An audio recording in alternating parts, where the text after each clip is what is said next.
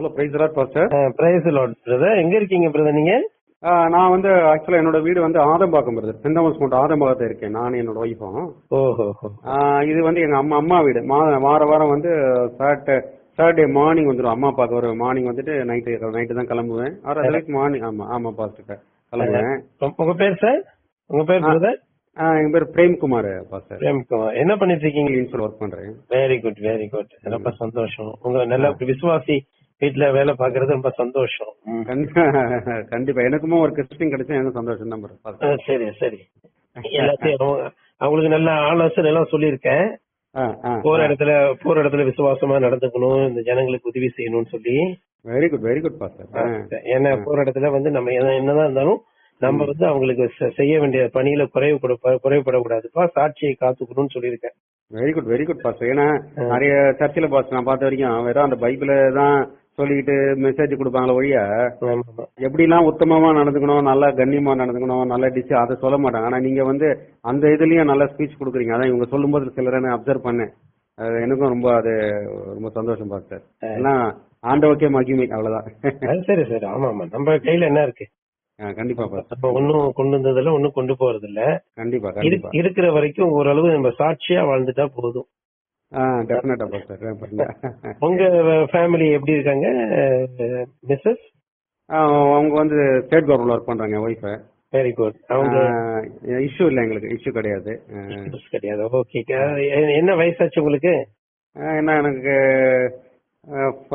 48 brother. நான் 48, அவங்க 46. என்ன கர்த்தரால் அதிசயங்கள் செய்ய முடியும், விசுவாசிப்போம்.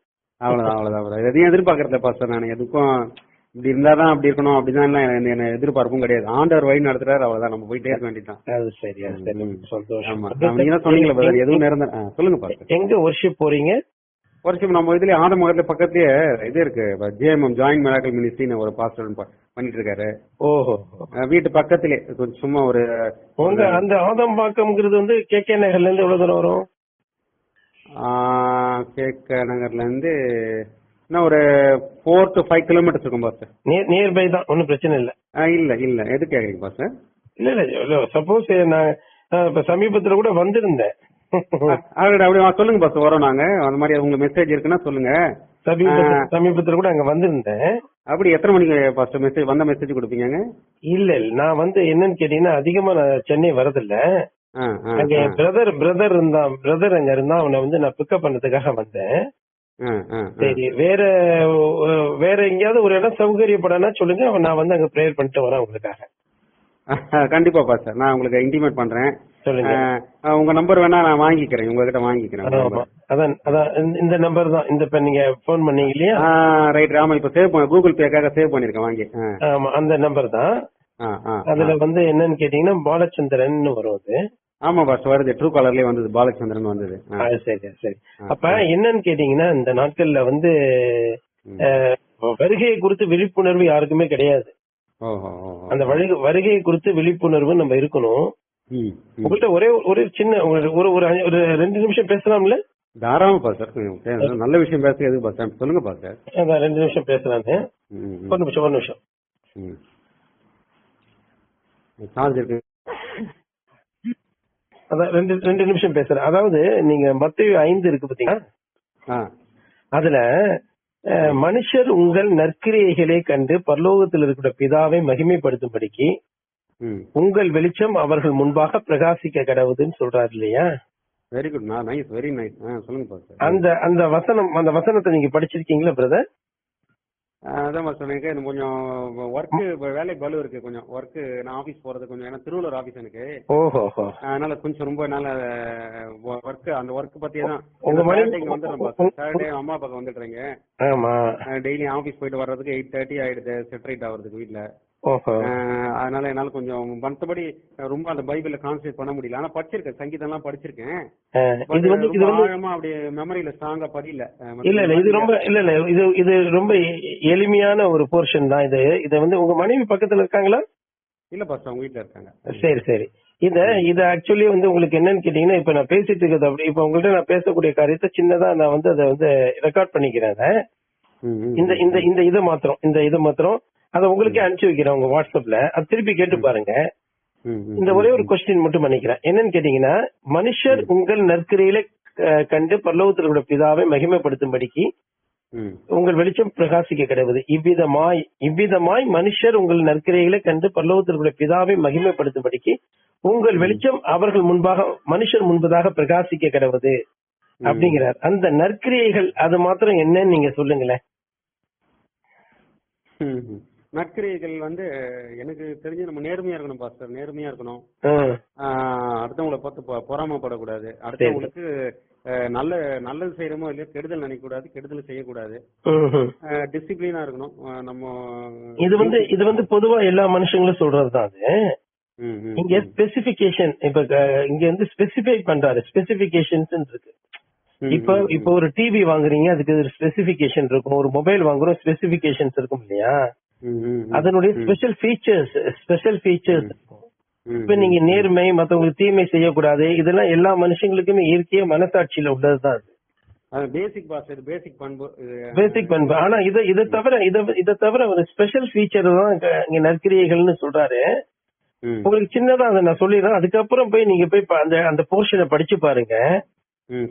உங்களோட பைபிளே நீங்க கீழே வைக்க மாட்டீங்க. அப்படி ஒரு வெளிச்சம் உங்களுக்கு கிடைக்கும். அதுல என்ன சொல்ல வரேன்னா, இவ்விதமாய் உங்கள் நற்கிரியைகளின்னு சொல்றாரு அவரு.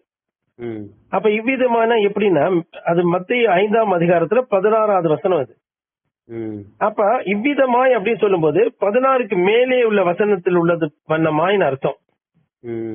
அப்ப 5ஆம் அதிகாரம் 2ஆம் வசனமோ 3ஆம் வசனத்திலேயே அவர் உபதேசித்து சொல்ல ஆரம்பிக்கக்கூடிய காரியங்கள் என்னன்னா, அததான் மலை பிரசங்கம் சொல்றாங்க.